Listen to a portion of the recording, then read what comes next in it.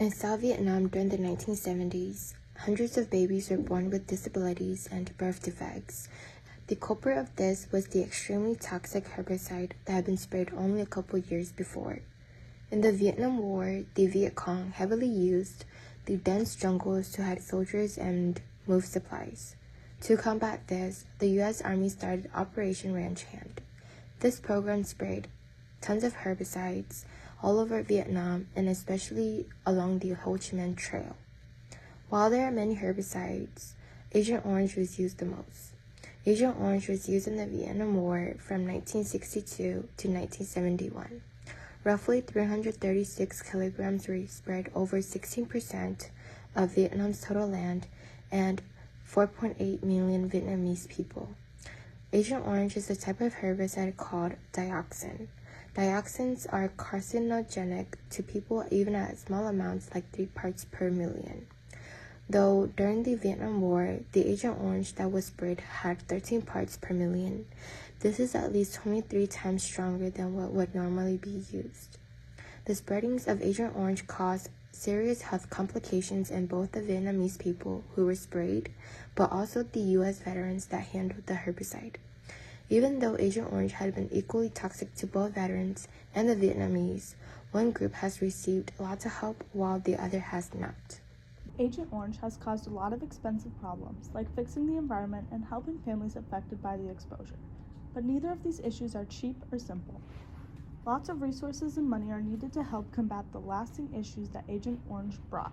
Where this money can/should come from is one of the main issues still surrounding Agent Orange.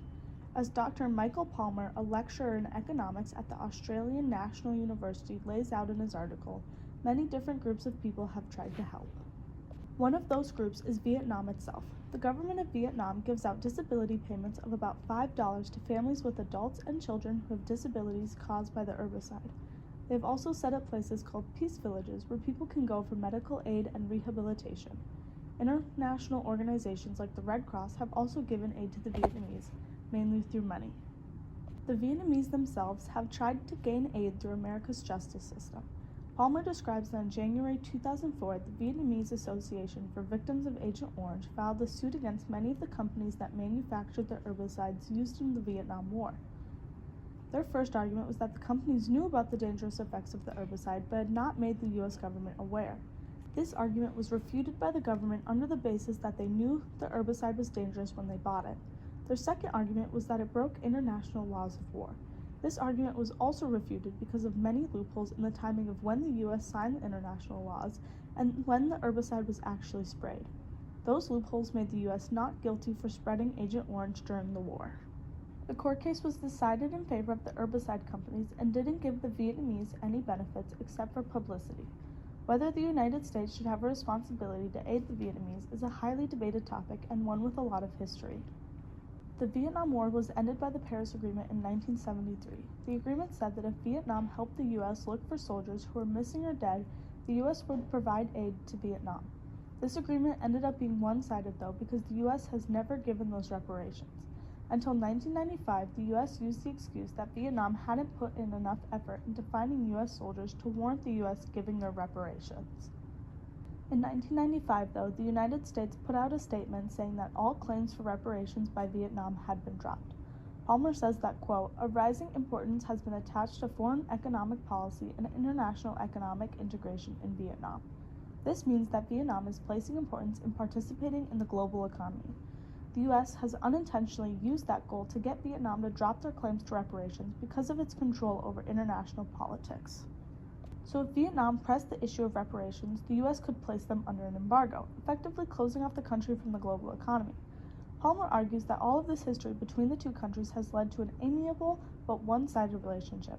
While the Vietnamese people have had very little aid, U.S. veterans have advocated for many years to earn benefits that would help ease the problems that they too are experiencing. It gets more interesting because when Agent Orange broke national news in 1977 and 1978, a young, formerly healthy veteran named Paul Rudershan learned that Agent Orange was probably the culprit that gave him kidney and stomach cancer. He was driven to make sure that other veterans knew that their health might seriously be compromised by this herbicide. He then told his story to local Connecticut journalists. National newspaper and television reporters eventually picked up on his story.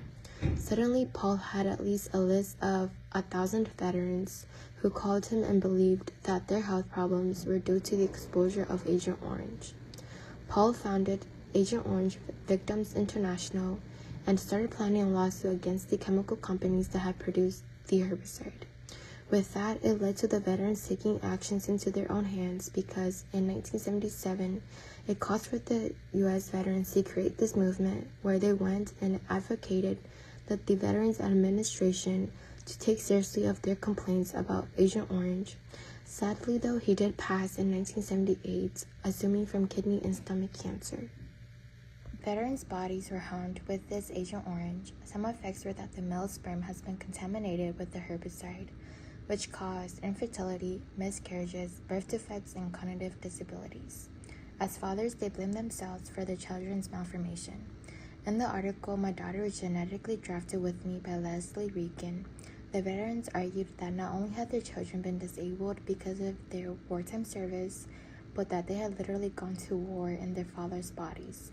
Since the children were genetically drafted with their fathers, they believed that the nation, and especially the VA, should be responsible in paying for the health effects of the toxin exposure and reproductive harm done to both generations of these veterans. One father reported that it kills him little by little every day, knowing that it is his fault his 4-year-old, who has birth defects, plays like a 1.5-year-old. He is saddened that his daughter must suffer due to the spraying of Agent Orange. Another father reported that his daughter was born with birth defects, where she's also missing a thumb. He said that he has spent $75,000 just to keep her alive and is afraid to have any more kids because of this. Agent Orange veterans would bring their affected children to hearings, press conferences, and courtrooms so that way they could be seen by politicians, journalists, and judges. If these children's gaining of attention and provoked pity, they might win needed action.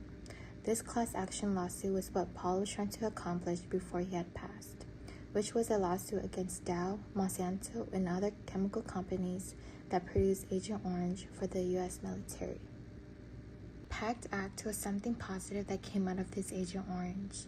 This PACT Act was signed into law to represent the first piece of legislation in over 30 years to address the health impacts of military-related exposures. This bill supports healthcare and disability benefits for veterans who were exposed during their deployment.